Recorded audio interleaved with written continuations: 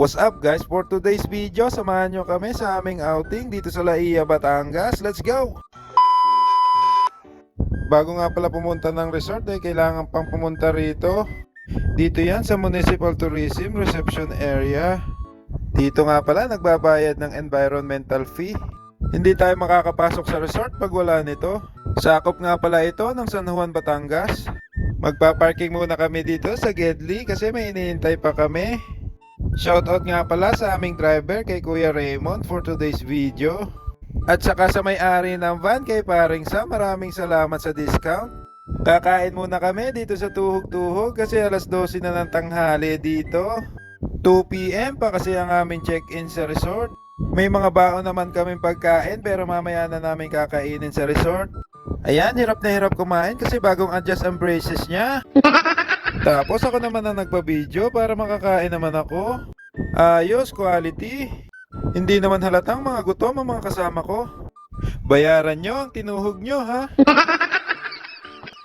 I-flex ko lang yung mga pinsan ko. Si Maria Liet nga pala ang naglibre for today's tuhog-tuhog. 20 pesos nga pala ang environmental fee. Nasa 280 pesos ang binayaran namin. Tapos libre na pala ang driver. Ayan, sa wakas nakarating na rin kami. I-pass forward ko na kasi malayo-layo pa yung papasok dito. Hahanapin pa namin yung resort na pag-i-stayan namin. Sobrang daming resort dito sa Laia kaya marami kayong pagpipilian. Ito nga pala ang napili naming resort dito sa Paseo Verde. Tapos ayan, tinanong agad kami kung kanino nakapangalan yung nakabook.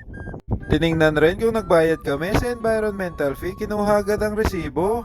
Tapos ayan, may libreng bracelet nga pala dito.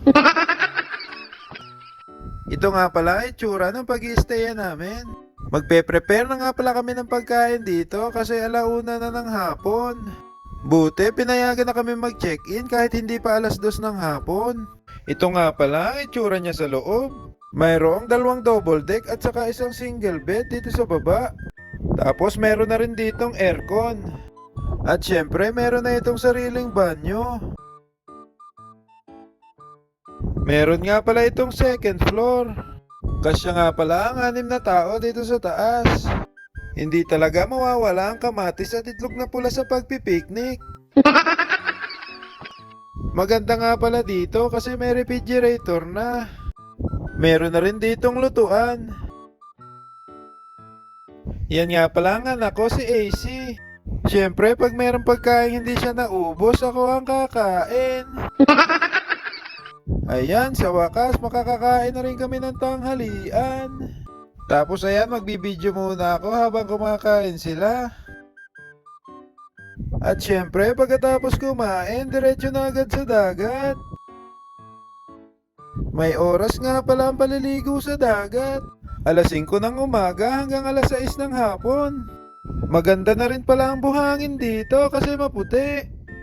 Mamaya na tayo mag-swimming kasi sobrang init pa. Baka masunog ang balat natin sa araw. Sobrang init talaga ngayon. Buti na lang may nagtitinda ng ice cream.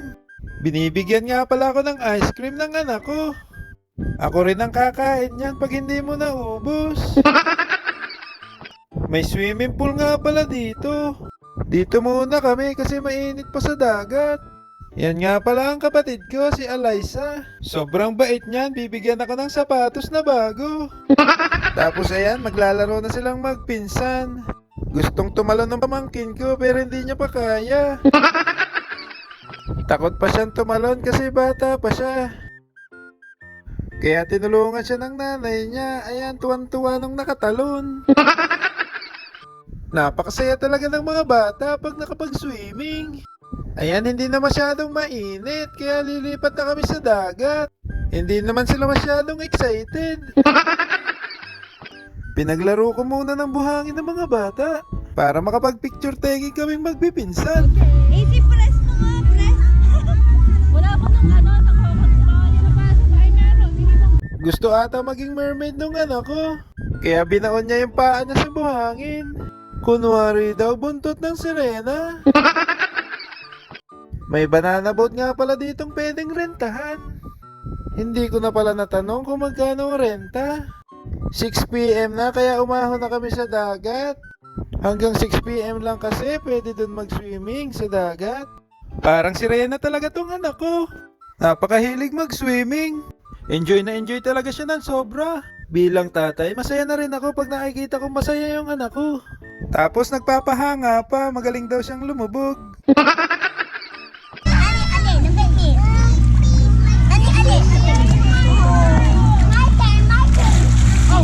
Oh, galing! Tapos ayan, oras na pala ng hapunan. Inihaw na hotdog at barbecue ang aming ulam. Ang sarap talagang kumain pag nasa tabing dagat. Gaganahan ka talagang kumain. Tapos ayan, may pa-fireworks pa sila. Nagpicture-picture pa nga pala kami, hindi ko na nakuna ng video.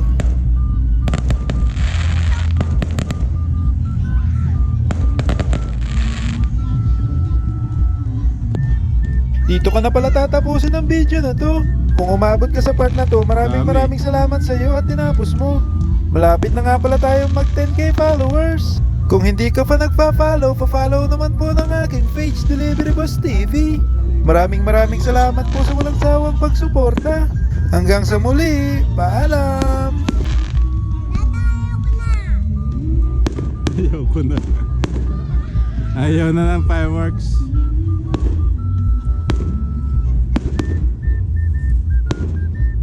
Mahaba di yun.